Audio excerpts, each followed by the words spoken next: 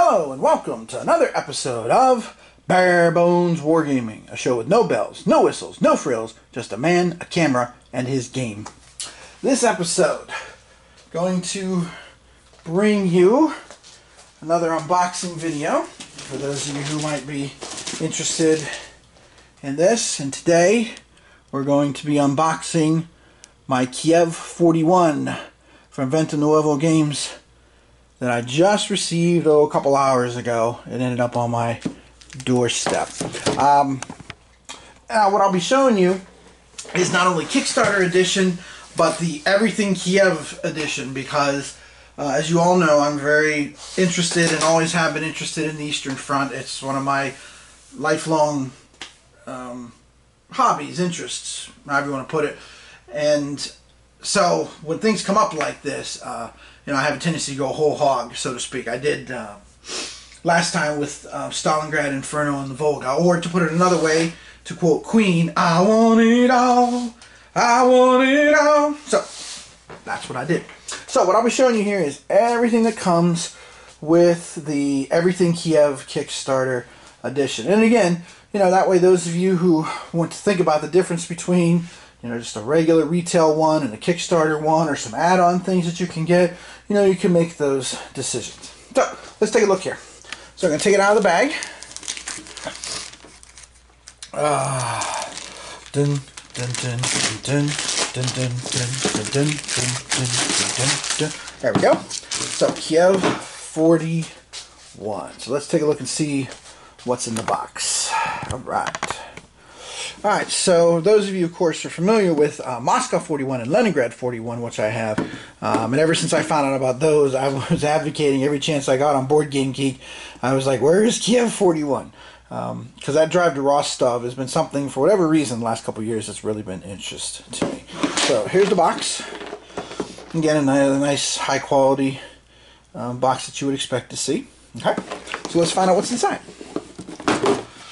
Okay. So we've got all our, what I like to call, like, most of our informational stuff here. You got your defensive markers, you got your supply markers. There's actually a lot of supply. I looked at some of the rules online. There's a lot of supply areas here, especially for the Soviets, which is not surprising because compared to the other two theaters, Army Group North and Center, the Black Sea really did play a large role in terms of impact and kind of clearing the flank. You know, the Baltic went down pretty easy, and, you know, once you get up to there, well, there's really nowhere to go, you know, other than Scandinavian countries who were not exactly friendly to the Soviet Union. But, you know, once you get across the Black Sea and you get down to the Caucasus region and stuff, so it's a little, you know, a little more interesting there. So there is some of that here involved, so there's those ones. And here are the blocks, which notice the ratio here, if you take a look at, there's a lot more red blocks than black blocks. There's blue blocks, green blocks for the Hungarians. There's brown blocks too. I think the green blocks are Hungarians. I could be wrong. But again, notice the ratio, because remember, Stalin thought for sure that when the Germans attacked, they would go into the Ukraine after the resources, which again I find fascinating because that's what Hitler was arguing with his generals. And, you know, it's not surprising that there's so many red blocks here. And oh, this is interesting. Just some very simple dice this time. Okay. Alrighty. Let's see what else we got here. Alright, we got the Kiev rulebook. So let me slide this up here for the time being. And let's come back out a little bit. Whoops, that went in. There we go. We'll come back out a little bit.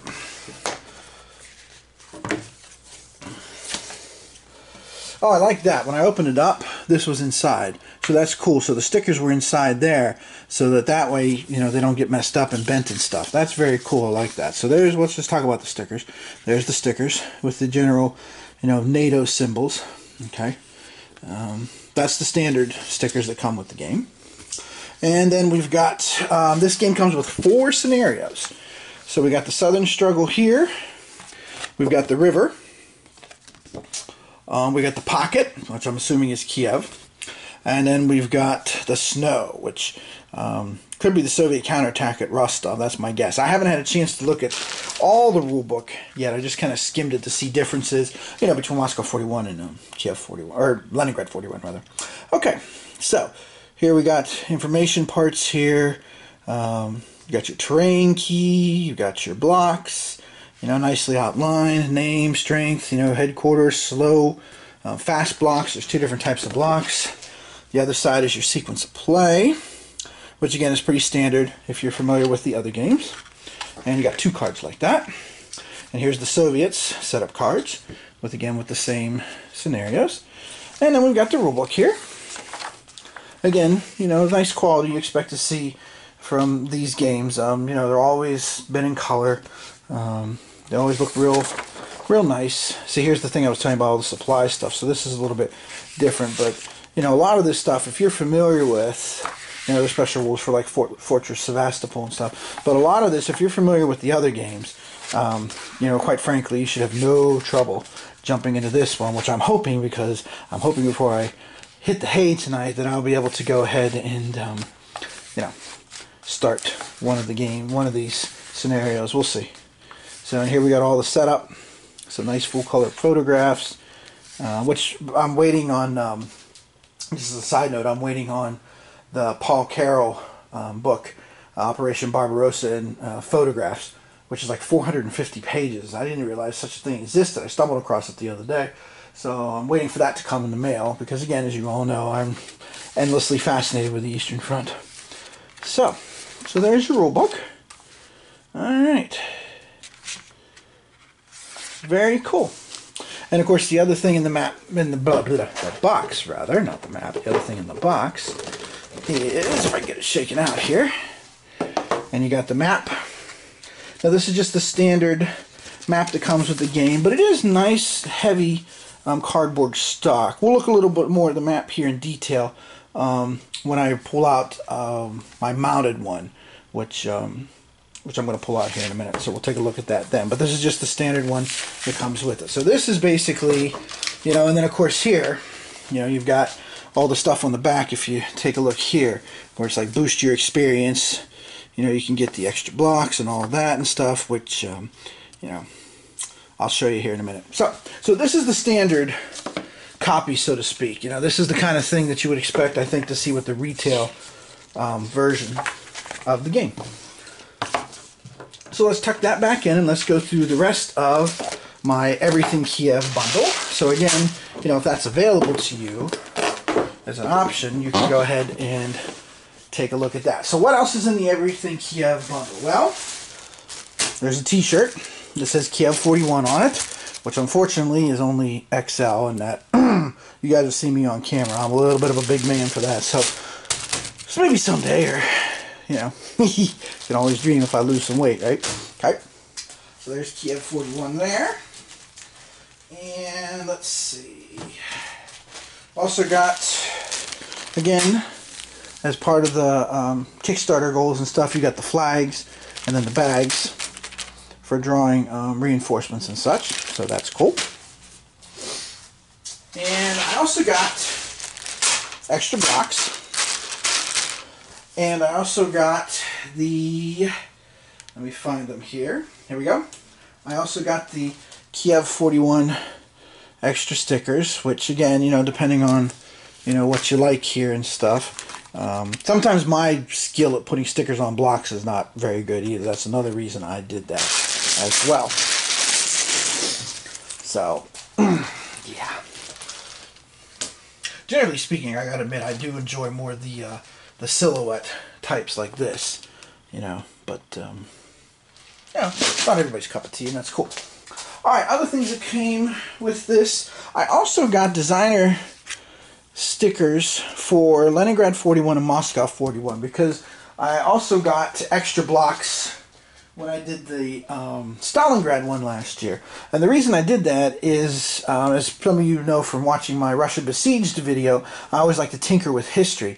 And I intend to take some of these stickers and put them on blocks, and take some of the Panzer divisions that were assigned to Army Group Center and North and put them in the South. Almost like a what if. What if Hitler had got his way and he and Stalin both had got their way, so to speak, and met head on in the southern region. Now, of course, that also postulates other things like greater deployment in Romania and some geopolitical things, but You know, I mean, again, some people like that sort of thing. Some people don't care for it. You know, me, I like to tinker with history. That's part of the reason I do this, as I mentioned before. So, so anyway, I also got these ones for Leningrad and Moscow 41. They're replacement stickers, but I'm going to use them, and that means there. And then, of course, with the extra ones, I can stick them in the games and then keep them there. So let's take a look here. I'm going to open now my bag of Kiev 41. This is the history bundle, which of course I'm always endlessly fascinated by history. So of course I picked up the history bundle, actually. Let's see what we got here.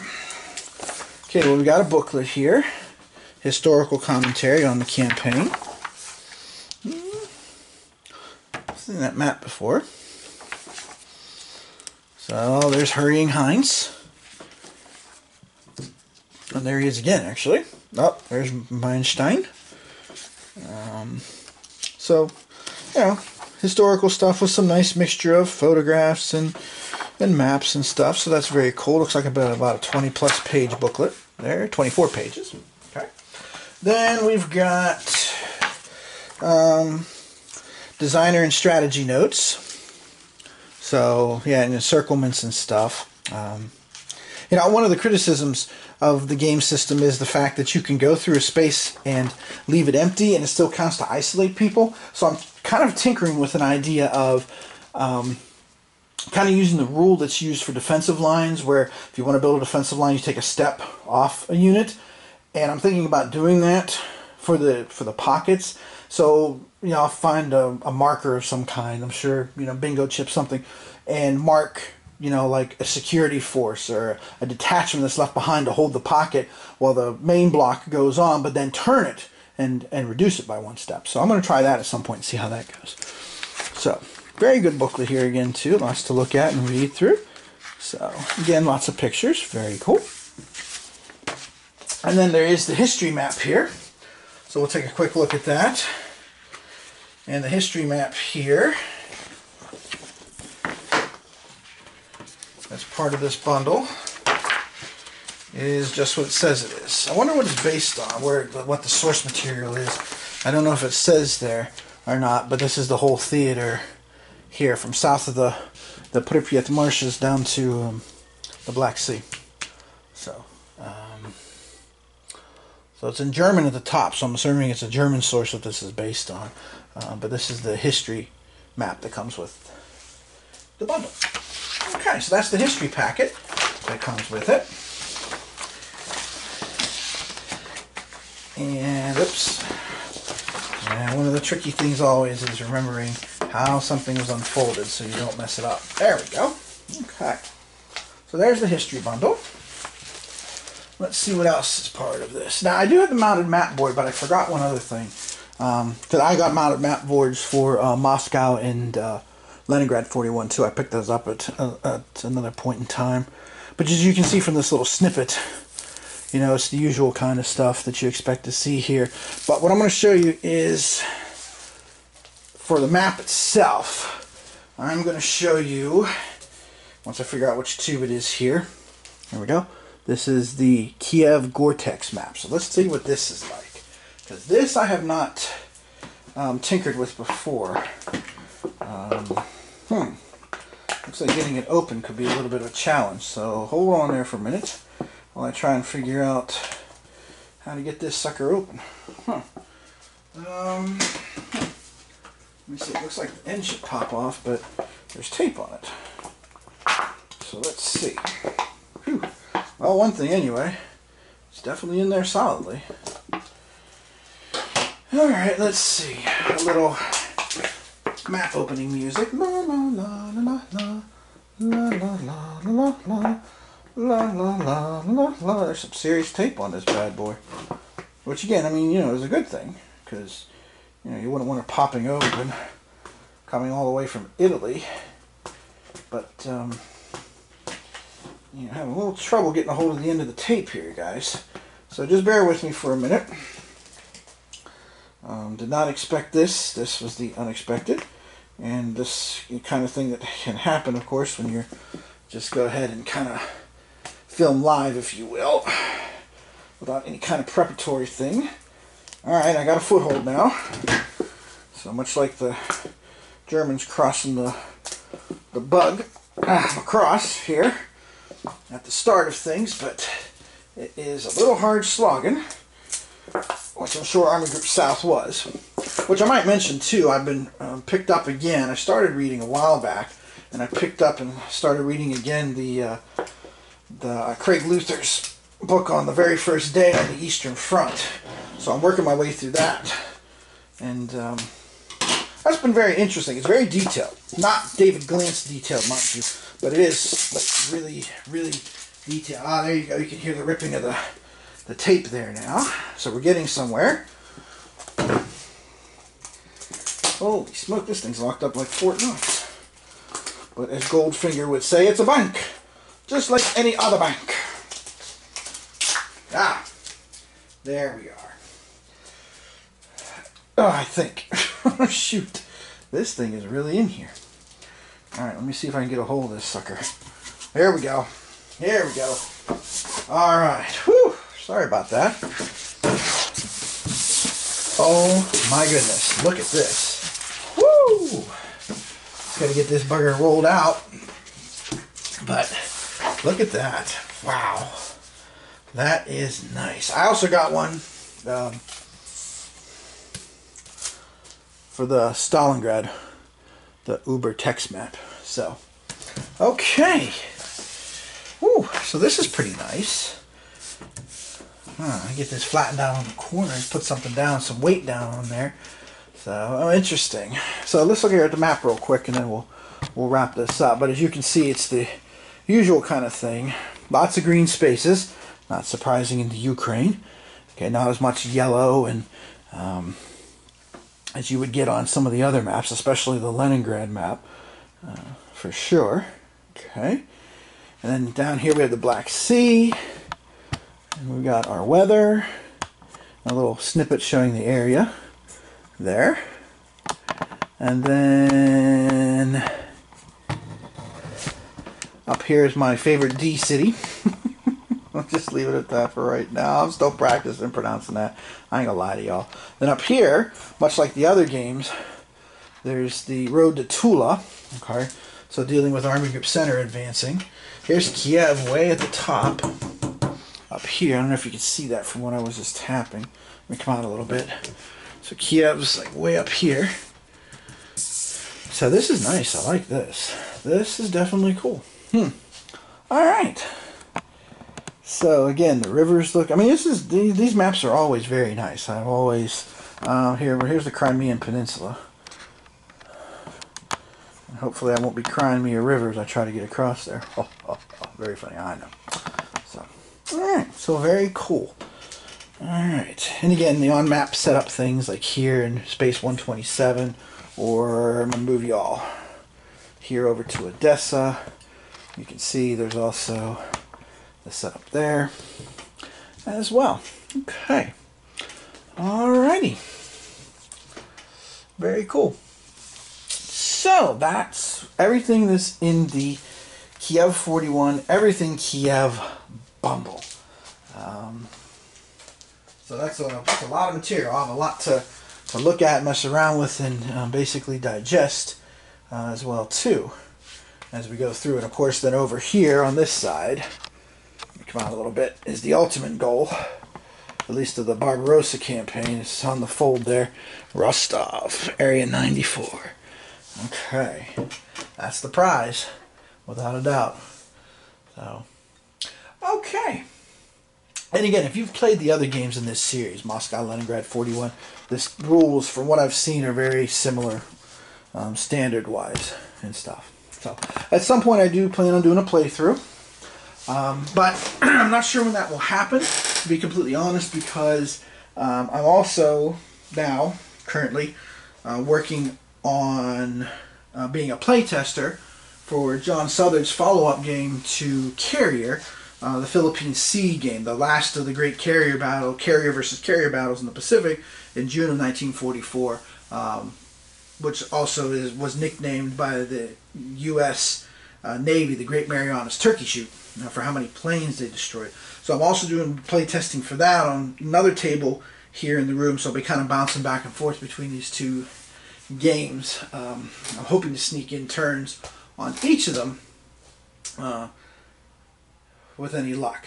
Now that I'm getting up at dark 30, hopefully I can sneak in a little bit in the morning and then, sneak in a little bit at night before I go to bed too. Do one game in the morning and one game at night.